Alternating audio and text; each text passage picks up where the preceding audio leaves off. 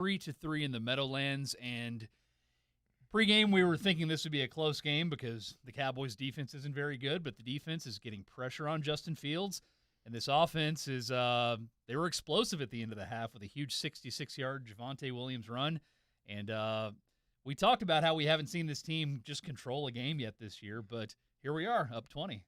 Dak said before the earlier this week that we would find out a lot about what this team is over the next 2 weeks and really find out how good these Cowboys really are.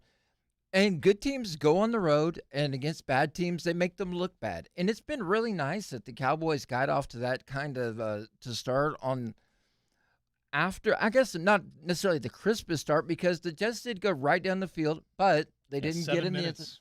Yeah. It didn't get in the end zone. Dallas comes back. They are able to get a field goal, but then the defense did get an early stop, and we talked about in the pregame show, would Dallas offense capitalize on an early stop, and they did. They did, and it's interesting to see. We were really worried about the mobility of Fields, but he hasn't run the ball that much yet. I mean, he's had to scramble.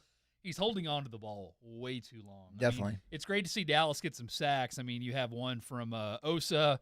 You got 1.5 from James Houston, and the other half sack was Kenny Clark there in the second quarter. But, man, there's times where Fields should have the ball out, and he's just patting the ball back there. And if he wants to do that, let's let this pass rush that hasn't been very good this season try to feast on him. I'm more than okay with that. Yeah, and Dallas really did a good job of not allowing the Jets to get in the end zone when they were down on the 3-yard line. They forced them to kick the field goal, and then the game started to chip away into Dallas's favor. And Leofau had a huge punch-out late in the game against Bryce Hall where he absolutely comes out of nowhere, punches the ball out. Dallas is able to get the ball because it did look like the Jets were starting to move the ball a little bit. By the way, Maris Leofau on the field because Jack Sanborn got dinged, had to go to the concussion tent. So an athletic linebacker who can run and make plays, that's nice. Not a bad thing. That was really heads-up play because Breece Hall already had a first down on that run. Maris punches it out. You get Sam Williams recovered. Then you see the Cowboys go 91 yards. And how about Flanoy? I mean, 104 yards, including a 40 and a 46-yarder. I mean, we talked about it, 2 weeks ago on the pregame, how Dak at times has needed a top receiver. And, I mean, you have Pickens out there, but he's making Flanoy better. He's made Tolbert better this season. And Dak's continuing to play incredible football, and let's not totally forget about the offensive line, which is missing 4 starters, and you've got Adeniji at left guard. You've got Booker, Beebe, Guyton's out with a concussion today. Tyler Smith is active, but he's not playing, and you don't need him. This offensive line's done a great job in the run game.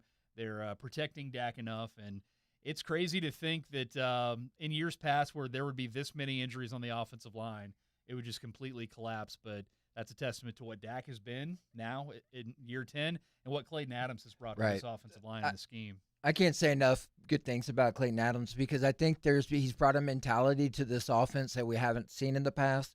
Used to when there were this amount of injuries or these kind of injuries that mounted up, you would see the Cowboys offense become more conservative. In fact, it looks like the Cowboys are not necessarily being more risky, but what they are doing is they're calling plays that are to the benefit of what these guys do well. They are good at run blocking. They are actually pretty good in space. And so they are pinning and pulling, and they're getting some double teams. They're getting out in front.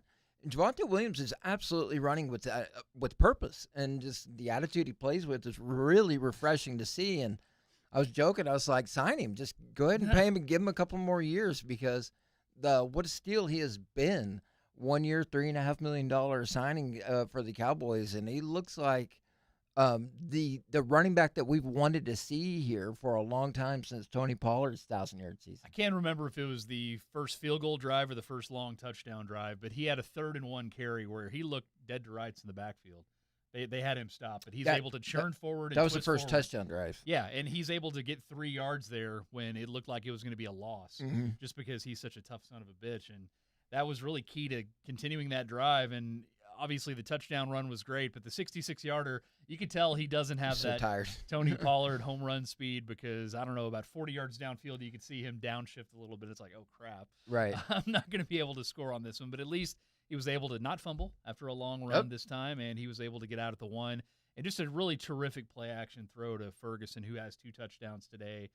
Dak overthrew him 1 time in the end zone. I mean, Ferg could have 3 scorers. We knew he would be a big factor because the Jets will give you the middle of the field, and it's really nice to see Ferguson getting his wheels back on, and 2 games and 3 touchdowns after not scoring for a whole season. That's a positive. Yeah, and he's a big weapon, and we know that the Cowboys have depended on him in the past. He does bring an energy and an attitude to go along with this offense. And a couple of years ago when Dak was runner-up as MVP, he and Ferguson had a really good thing going, and Ferguson was kind of the spark plug of that offense, and he would talk trash to the other team, and the rest of the Cowboys offense really kind of piggybacked off of his attitude.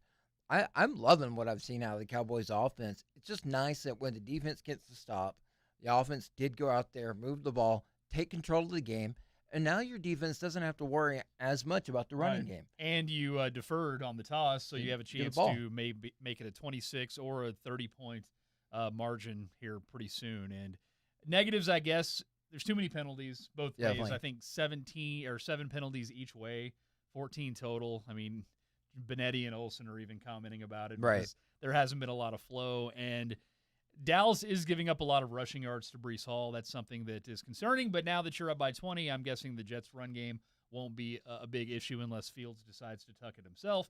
Fields is want to hold on to the ball. So maybe this pass rush with 4 can continue to create pressure, and maybe we'll see an interception. We haven't seen one of those yet, so hopefully we'll get one in the second half. Yeah, hopefully we will, and hopefully Dallas will be able to continue this domination, maybe get some of these guys that are banged up out of the game, not have to push them or risk them, because we know that Field is definitely has a long list of injury victims that is claimed over the past few seasons. Yeah. Don't need any more Cowboys going down because there's already enough guys missing from this team. Well, the Cowboys looking to get to 2-2-1 if they can just hold on in the second half. Who knows with this defense, but we'll definitely have post-game thoughts. Myself, I will be pulling triple duty today on pregame. Now halftime, I'll be doing postgame with Matt and Donnie, and you get to go home. Yep, finally. So thanks to David Newberry. I'm Sean Bass. Thanks so much for listening on all of our internet platforms. If you want